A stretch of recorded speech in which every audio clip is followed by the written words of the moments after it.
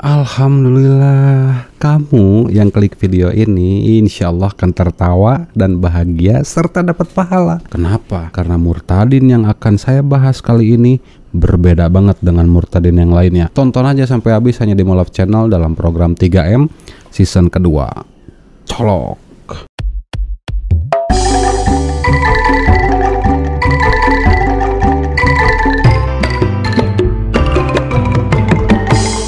Sering kita melihat murtadin Indonesia, ceritanya yang halu, duhai lucu sekali. Ceritanya yang halu, duhai lucu sekali. Oh murtadin, minum formalin kafirin.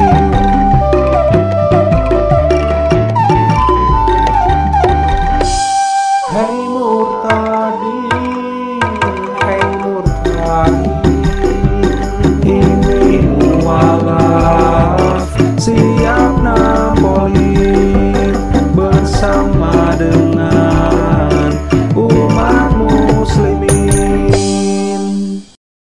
Assalamualaikum warahmatullahi wabarakatuh. Alhamdulillahirabbil alamin. Patut kita panjatkan puji dan syukur kepada Allah Subhanahu wa taala karena begitu nikmatnya, begitu indahnya iman dalam Islam. Dan jangan lupa juga untuk terus bersolawat kepada Nabi kita, junjungan kita, suri tauladan kita, Nabi Muhammad sallallahu alaihi wasallam. Sahabat Molaf, dimanapun Anda berada, insya Allah kisah kali ini tuh paling keren ya dari semua kisah murtadin yang pernah saya bahas. Entah karena udung, atau karena memang cilepeng, atau memang bawaannya. Ya pokoknya pebaliut lah kisahnya dan kusut ceritanya.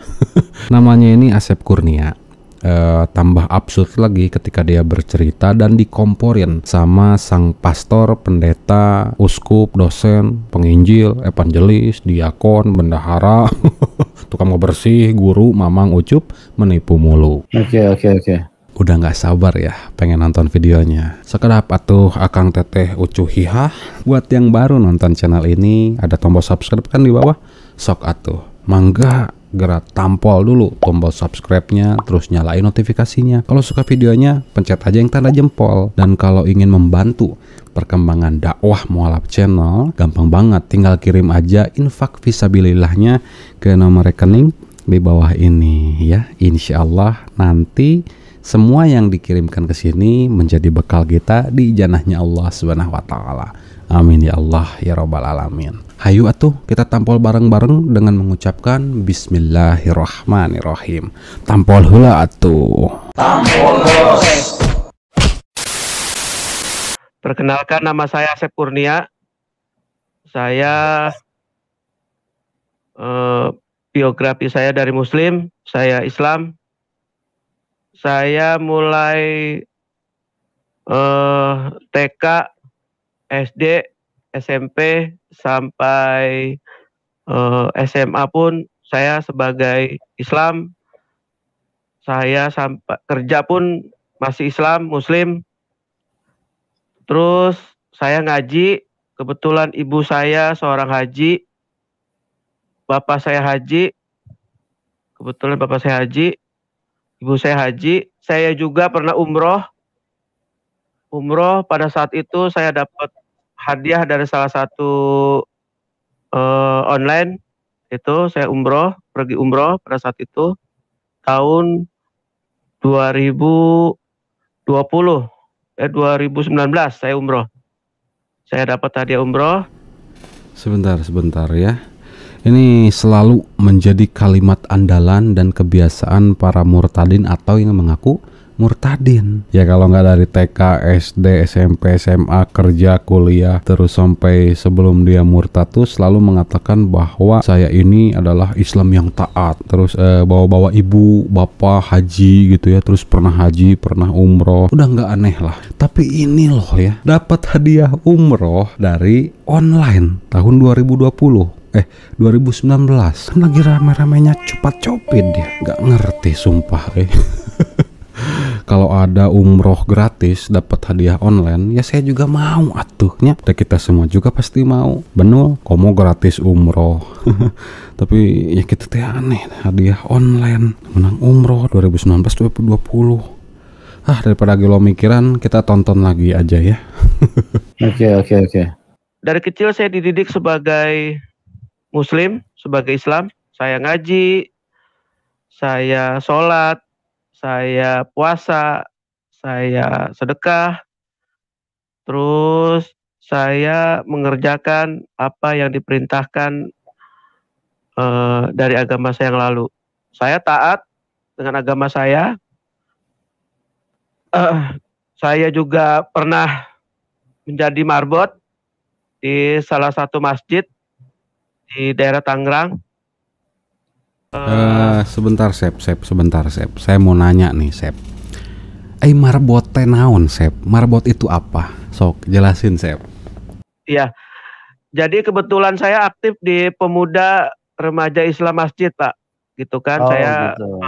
Jadi pada saat itu saya masuk dalam organisasi Pemuda Remaja Islam. Nah, itu saya bidangnya di kebersihan. Yang saya tanya, marbot itu teh apa? Kunyuk, bukan kegiatan kamu, Bahlul. Sok gera jawab, marbot teh apa? Bersih-bersih masjid, terus ngepel, nyapu, pokoknya intinya saya bagian marbot. Misalnya kalau Jumat itu bagian saya gelar sajadah, gelar karpet. Sebelum sholat Jumat tuh saya aktif gitu kan, ngepel kan dibersihin dulu. Terus saya juga kalau tiap bulan suci Ramadan saya aktif tadarus. Pembacaan kitab suci Al-Quran gitu kan. Saya aktif. Nah itu saya dididik dari mulai lahir sampai sekarang ini ya Muslim Islam gitu. Jadi apa yang terdidik dibina sama orang tua saya, ya itulah yang saya jalanin gitu kan. Karena bapak saya haji, ibu saya haji, cuman kebetulan saya tampol deh. Mau dibuat seindah apapun cerita Murtadin, mau dibuat drama sinetron apapun tuh Murtadin ya, mau itu latar belakangnya haji, ustadz, guru ngaji, juri MTQ, marbot, dan tetek bengeknya, gak akan pernah bisa menipu atau membuat umat muslim mengikuti jejak mereka. Betul, hanya orang dungu yang ngaku dulunya Islam taat, muslim sejati, rajin sholat, pintar ngaji ya. Padahal Islam siluman. Jadi kafirin hayu, jadi muslimin hayu gitu ya. Contohnya ya kayak kafirun satu inilah. Iya. Kita yang muslim dan Kristen yang sehat dan waras, ketika mendengar cerita dia nih, bukannya tersentuh atau ya, malah pengen nyiduh ya, tahu nyiduh, ngeludahin gitu ya, cuh gitu. Dan dungunya lagi udah tahu nipu, diteriakin puji Tuhan haleluya. Coba lihat nih komen dari si Ucup menipu mulu nih. Luar biasa, Tuhan Yesus mengasihi Mang Asep, haleluya. Sudah dapat jaminan keselamatan dari Tuhan. Ini jangan takut teman, Tuhan akan selalu menyertai. Puji Tuhan gitu ya. Praise the Lord, haleluya, amin Kang.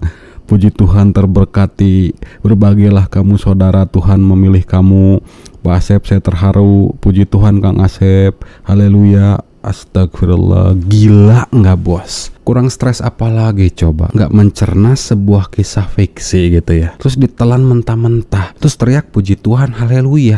Gila dan bego, saudara-saudara. Nah, di segmen berikutnya ini, si Ucup Manuk Burut ini apa ya, seperti sengaja memancing si Murtadin ini untuk menjelek-jelekan Islam. Tapi sangat disayangkan nih, yang ditanyanya ini belah beloh gitu ya. Sehingga bener-bener dungu gitu, nggak nyambung. Ditanya apa, jawab apa. Kita tonton ya. Iya. Bagaimana doktrin yang diterima pada waktu itu kalau istilahnya diaplikasikan ke di dalam pergaulan, misalnya kalau dengan orang Kristen harus bagaimana, apa yang Kang Asep waktu itu terima dari didikan-didikan ustadz atau mungkin guru-guru agama? Apa yang dipahami waktu itu? Kalau waktu didikan saya di Islam itu, ya misalnya kalau wudhu gitu kan, kita kalau wudhu itu kan kalau kita bersentuhan dengan jamaah lain itu kan nggak boleh. Kan? Jadi harus diulang. Kalau kita bersentuhan, kita ngulang.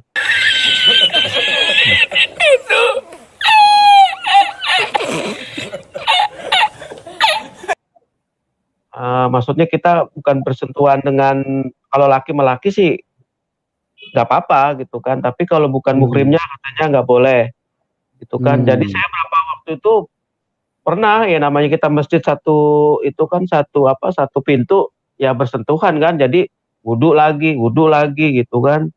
Gitu akhirnya ya sholat saya sempat ketinggal karena saya harus berapa kali wudhu kan gitu. Nah, terus yang kedua masalah makanan gitu kan. Itu banyak makanan yang dipantang gitu kan. Di Muslim itu banyak yang dipantang. Katanya dengan alasan haram, diharamkan. Sedangkan saya di sini malah disediakan gitu.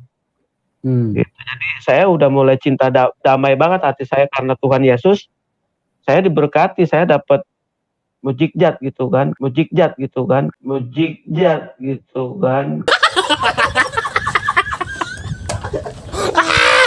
Kalau ini loh yang sebenarnya gitu. Sebenarnya akan saya tampol si kunyuk ini. Tampol, bos. Nah, bener kan si bedul encup manuk buru teh nanya ke si tuyul. Yang ditanya apa, yang dijawab apa. Astagfirullah. Ini teh udah jelas gitu pertanyaannya mengarahnya kemana. Betul. Si koplok encup manuk burut ini berharap jawabannya si Asep tuyul ini teh bisa memojokkan Islam gitu. Dan lucunya si tuyul jawabannya ngelantur. Mun bahasa Sunda nama teka kidul, teka kaler gitu ya, teka tonggoh, teka lebah, teka tuhu, teka kenca, teka luhur, teka handap. Mikiran naon atuh Sete Asep Kurnia. Sampai jawabannya ini membuat kesal si ucup manuk burut. Sok tingali bebenguk nagra. Kalau waktu didikan saya di Islam itu ya misalnya kalau wudhu gitu kan, kita kalau wudhu itu kan kalau kita bersentuhan dengan jamaah lain itu kan nggak boleh. Kan? Jadi harus diulang. Kalau kita bersentuhan, kita ngulang.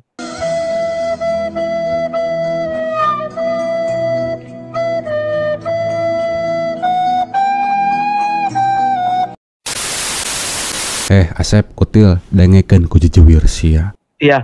Yang ditanya teh doktrin apa kalau dalam pergaulan elu yang diajarkan guru agama atau ustadz elu kalau ketemu kapirun. Si kunyuk teh dijawab wudu. Kalau bersentuhan dengan jamaah batal. Mabok jang, ngelem jang, nginum kocubung jang. Terus pas di masjid katanya cuma ada satu pintu. Si tuyul suka bersentuhan dengan yang bukan muhrim. Akhirnya wudhu lagi sampai ketinggalan sholat. Nah, Aisyah nih cunihin teuing kehed. Apa ya cunihin teh ya? Genit ya, suka nyolek-nyolekin cewek gitu. Terus ya pikir pintu masjid kayak pintu mall yang ada diskon.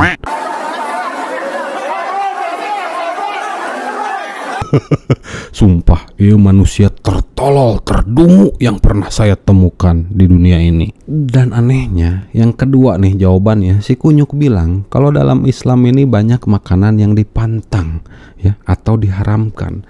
Berbeda katanya dengan ajaran agama atau agama Kristen yang dia anut sekarang, itu segala dihakan ya. Yang haram-haram disediakan. Nauzubillahi. Ada gitu ya manusia milenium yang di awal katanya dia ngomong suka ngaji lah, suka tadarus lah, keluarga haji lah, pemuda remaja Islam masjid lah ya. Masa nggak tahu bahwa dalam Al-Quran hanya ada 4 jenis makanan yang diharamkan. Dan itu kita bisa lihat di dalam Al-Quran itu, Quran surah Al-Baqarah ayat ke 173 ya. Terus dalam Quran surah Al-Maidah ayat ketiga, dan Quran surah Al-An'am ayat ke-145, dan juga Quran surah An-Nahl ayat ke-115 dengan firman Allah yang sangat jelas itu di dalam kalimatnya.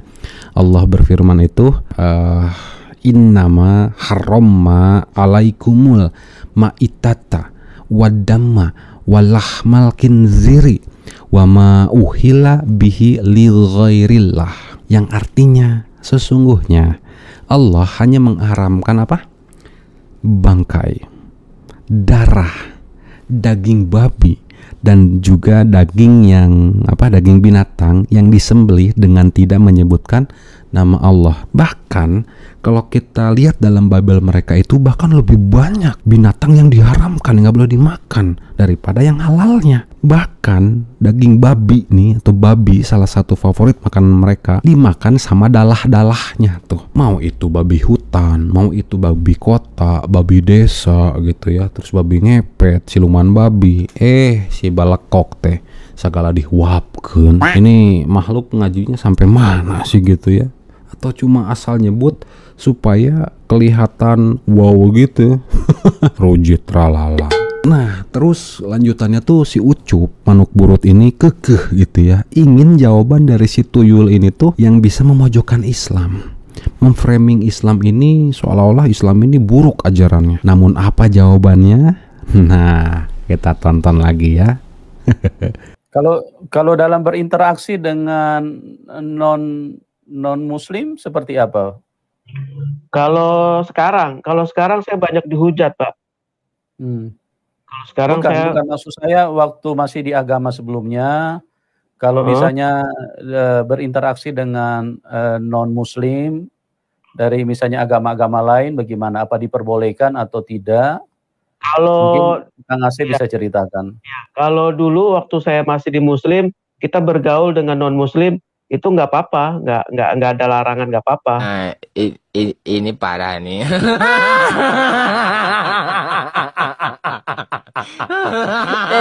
tenang.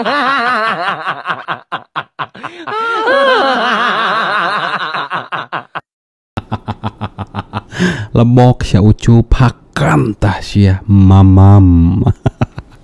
Puas sesep nikmat sia takehead. Jawaban dari si tuyul apa tadi? Nggak apa-apa, nggak ada larangan apa-apa. Nggak jadi tah, dapat perpuluhan dan persembahan kasih dari si Ucup manuk burutnya si Asep Kurnia ite. Dipotong gajinya langsung. Yes gitu, puas banget hati saya ya. Tapi ini si Asep polos atau pura-pura dungu gitu ya? Seruak keneh lah ya, sama aja 11-12. Kalau namanya kebenaran, dia tetap benar. Mau dunia terbalik ke, mau dunia menyamping ke, dia tetap benar.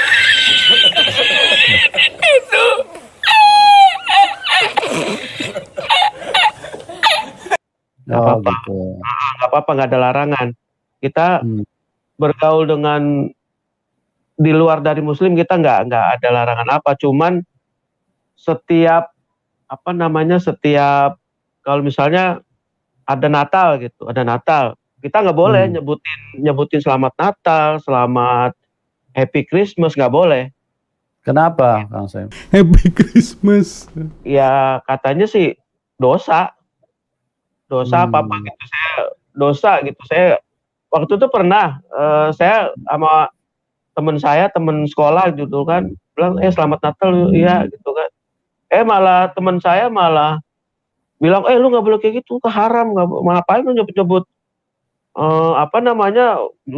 ngucapin kayak gitu, lu ini banget lu kan gitu kan. Jadi malah yang ada timbul keributan gitu. Nggak boleh Pak, kita di Muslim nggak boleh nyebut sebut Natal tuh nggak boleh. Tapi waktu itu dirangkum kalau kita mau nyebut Natal cuman Happy New Year aja. Happy New Year tahun baru gitu kan. Kalau tahun baru kita boleh, tapi sebenarnya saya pada saat itu saya bilang Happy Christmas and Happy New Year kan. Cuman itu saya langsung kepala saya dikeplak gitu. Ngapain lu katanya pakai Happy Christmas itu kan. Udah kalau tahun baru aja. Nggak boleh, kita di Muslim nggak boleh bilang ucapan selamat Natal atau apa nggak boleh gitu. Tahun baru boleh gitu. Oh, Tapi kenapa? Hukumnya haram apa bagaimana? haram. Oh. Hukumnya haram. Kalau tahun baru tidak ada larangan begitu? Kalau tahun baru nggak ada larangan, malah dia bilang tahun baru aja, ngapain pakai Happy Christmas kayak itu aja lu gitu kan. Saya putus, emang alasannya apa? Lu nggak boleh, kan gue yang ngucapin bukan lu, tapi haram saya gitu. Ya udah, makanya karena saya takut, ya saya ngikutin aja karena saya takut. Gitu Pak. Iya. Oke, kita tampol nih. Ucapan selamat Natal memang haram menurut akidah Islam. Memang benar sih ya apa yang dikatakan si Tuyul ini, tapi tuh dia nggak bisa ngejelasin secara lengkap kenapa diharamkan gitu, kenapa hukumnya haram. Dan bolehnya cuma Happy New Year aja ya. Kalau Happy Christmas nggak boleh. Happy Christmas naon aing teu ngarti eta Happy Christmas. Jadinya kalau disebutin Happy Christmas dan Merry New Year. Nu burung aja nu odong kalau ngobrol ya kayak gini, hanya spesiesnya saja yang mengerti obrolan mereka gitu ya. Sambil teriak puji Tuhan, haleluya. Nah, kenapa haram menyebutkan Happy Christmas dan Merry New Year? Merry New Year mah eueuhnya. Kenapa haram menyebutkan Happy Christmas dan Merry New Year? Dibalik euy. Ya intinya Happy Christmas itu kenapa nggak boleh, karena sudah sangat jelas gitu ya. Dan fakta ini membuktikan bahwa Nabi Yesus Kristus atau Nabi Isa Al-Masih alaihissalam ini tidak lahir pada tanggal 25 Desember. Nama bulan pada zaman Yesus aja belum ada tuh. Joel ini asup ke tanggal 25 Desember. Sekelas pendeta, wah Esra Soru, ya kelasna. Esra Soru saja mengatakan bahwa tanggal 25 Desember itu bukan lahirnya Yesus Kristus, tapi lahirnya Dewa 19. Dewa 19, Dewa Matahari, caprok wae bibir. Tidak ada orang yang tahu persis kapan Tuhan Yesus dilahirkan. Tapi kalau memang orang tidak tahu persis kapan Tuhan Yesus dilahirkan, mengapa ditetapkan 25 Desember? Ini yang saya bilang tadi, ada hubungannya dengan perayaan kafir.